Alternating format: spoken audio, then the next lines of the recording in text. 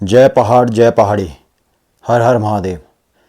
गालीबाज नेता प्रेमचंद अग्रवाल का इस्तीफ़ा हो चुका है और इसके लिए सत्तारूढ़ पार्टी के जो हाईकमान नेता हैं उनका तहे दिल से बहुत बहुत धन्यवाद। आपने पहाड़ और पहाड़ियों के सम्मान का सम्मान रखा।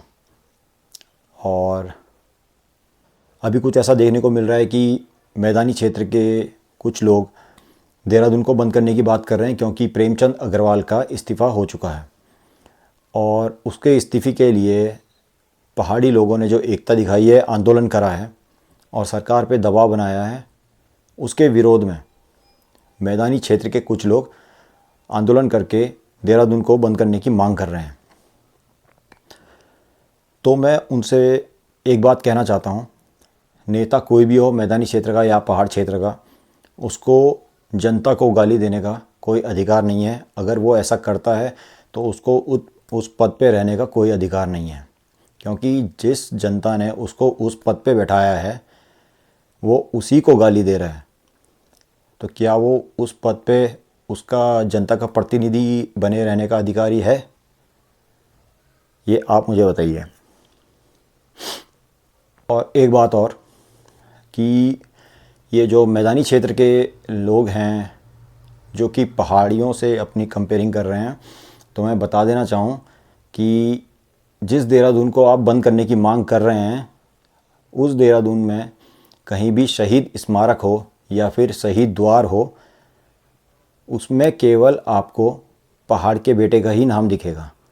क्यों मैदानी क्षेत्र के किसी परिवार से किसी बेटे का नाम नहीं दिखता? वहाँ पे बराबरी क्यों नहीं करते आप लोग? पहाड़ के नाम पे गढ़वाल रेजिमेंट, कुमाऊं रेजिमेंट एक अलग रेजिमेंट है। क्यों पहाड़ जो मैदानी क्षेत्र के लोग हैं, क्यों वहाँ नहीं दिखते?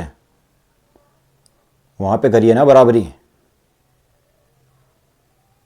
मगर वहाँ नहीं करेंगे।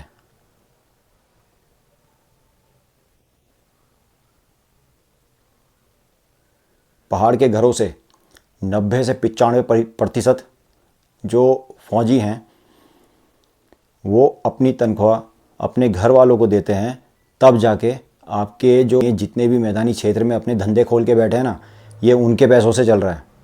आप उनके पैसों पे अपना घर चला रहे हैं। पहाड़ियों के हर एक घर से निकला हुआ फौजी हर उस जगह तैनात है जहां आप लोग कभी जाना पसंद भी नहीं करोगे।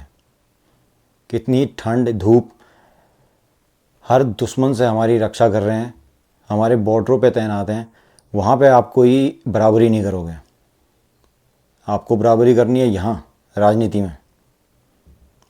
अरे निकालो ना अपने बच्चों को फौज में यार, बनाओ अब उनके शहीद स्मारक, बनाओ उनके शहीद द्वार, कराओ ना उन्हें शहीद। शहीद कराने के लिए पहाड़ का बेटा, यहाँ तुम्हें बराबरी चाहिए? ऐसा नहीं चलेगा। और ये मैं किसी कड़वाहट में नहीं बोल रहा हूँ।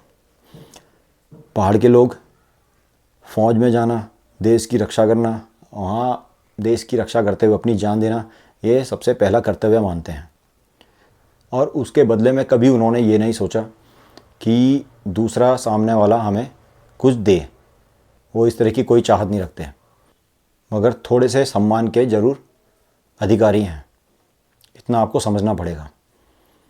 बात यहाँ पे मैदानी या पहाड़ी क्षेत्र की नहीं है।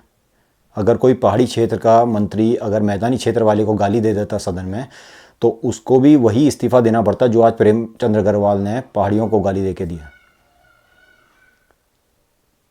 ये बात केवल समझने की है।